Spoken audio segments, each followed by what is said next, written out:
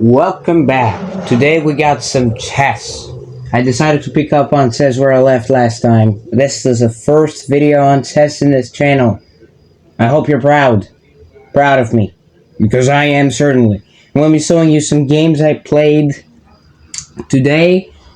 And maybe some of them I played in older times. So, hope you enjoy them. I'm 800, so if you see plagues of blunders, yeah, I'm justified, man. I'm like 800 or something. Please give me some time. I'm learning chess.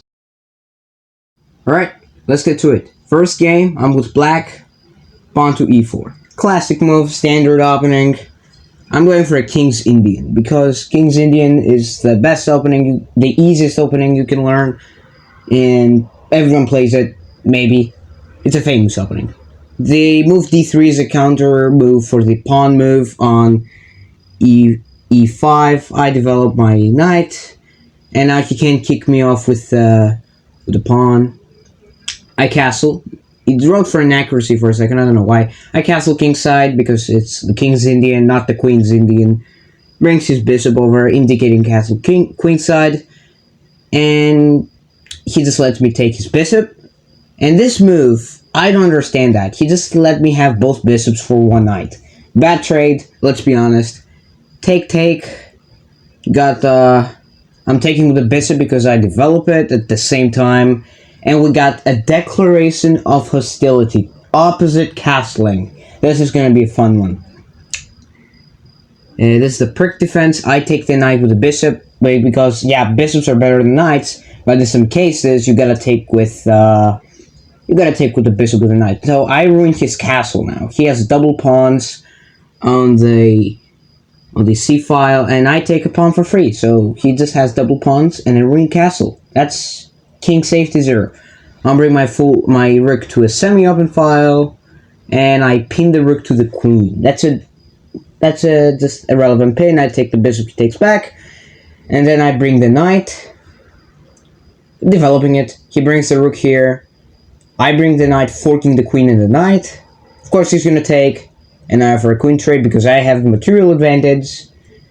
Because he has to take because he's pinned to the king.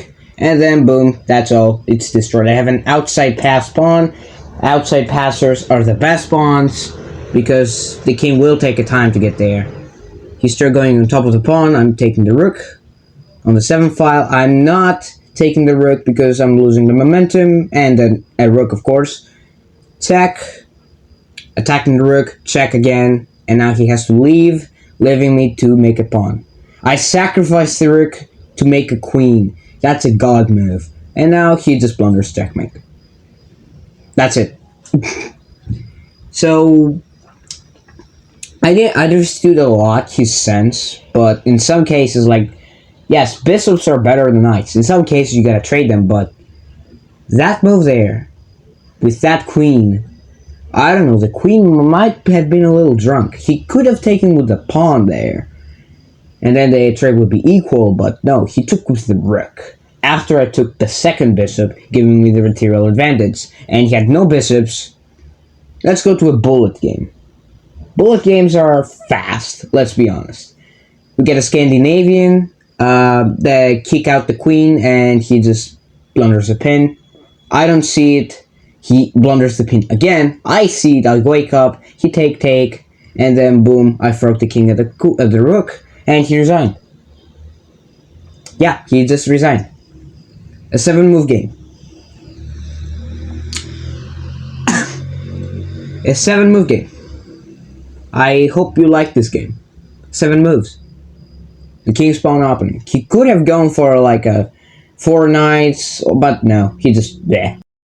Here we get an e4, e5, and we go for a Spanish. And complicated opening, we go for the counter gambit. And I gambit the pawn, actually.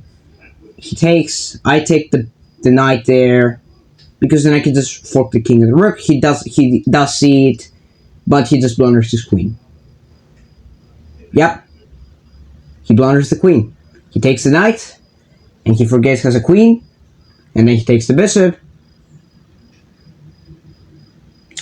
and then I fork the king and the rook. Magnificent stuff there, but then he drops my knight. I know the knight is completely useless, so bam, there he goes.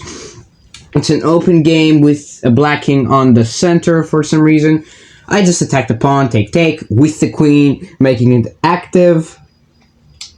I could have taken the rook to the open file, let's be honest. I realized that. I counter the king because the king is more important than the bishop or a pawn or a queen.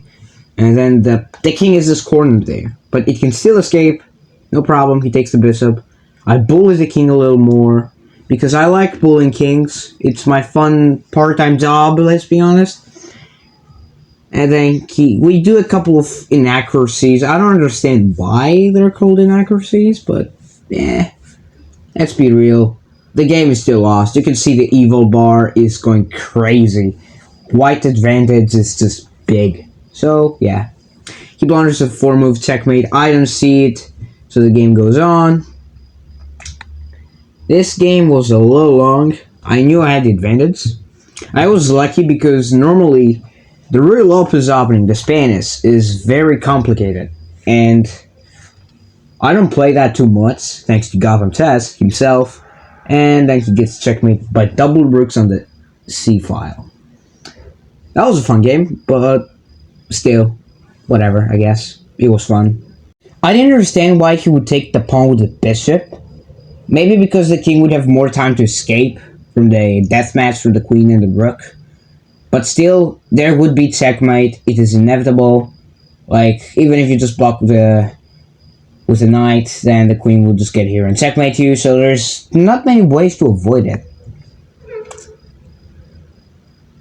It's just that. It was a lost game, because he just blundered his queen for a knight and a bishop, and basically, you can delay checkmate, but it's just not delayable. Let's go to the next game. We got a Damiano defensive king spawn opening. Not a very common game, but we can have that. That's inaccuracy straight away. Let's do some inaccuracies because I'm a good god at chess. Take. Bishops are better than knights. Don't do that, please. No need to trade your bishops for no reason. And he just puts a knight in the corner, which is a bad move, and then I do this. So if he takes the pawn, we both lose the center pawn. I can take with the bishop. I took with the knight, actually, here. And another mistake, which I don't capitalize on it. I just offer a bishop again. I could have just taken my queen there and actually have a bigger advantage. Because I could have taken the knight later. But no, I not see it. It's okay. That's a mistake. But I just blunder a fork. And he doesn't see it. And I castle. Casually blundering a fork, and I just castle a castle. I counterattack the queen. A queen is more important than the bishop, let's be real here. And there it becomes the bullying of the queen. She is pushed back into the B file, back into the back rank. Here I'm with a knight bullying the king and the rook. I go back there, and I bring the queen over to the party, putting the king in more danger. Blocks. I can take the rook as trap. I do a Zwiezenzug, which is basically a delayed move. I take the bishop with the bishop that he takes with the knight, and I take the rook, because why not? He spots like he can just move the knight and do some chaos with my queen. I bring the rook to an open file, and that's just game over. Like, let's be real. You can't do much things about it. If he doesn't defend properly, I can just bring the rook and take a free pawn and continue the massacre. But no. And just ignore the notifications on the top, please. Yeah, I do exactly that. I bring more pieces into the attack, like, just like that. I could take that free pawn over there on the H file, but I did not. And here we got an interesting idea for me. Bringing the rooks, doubling up. Here's an interesting thing I did.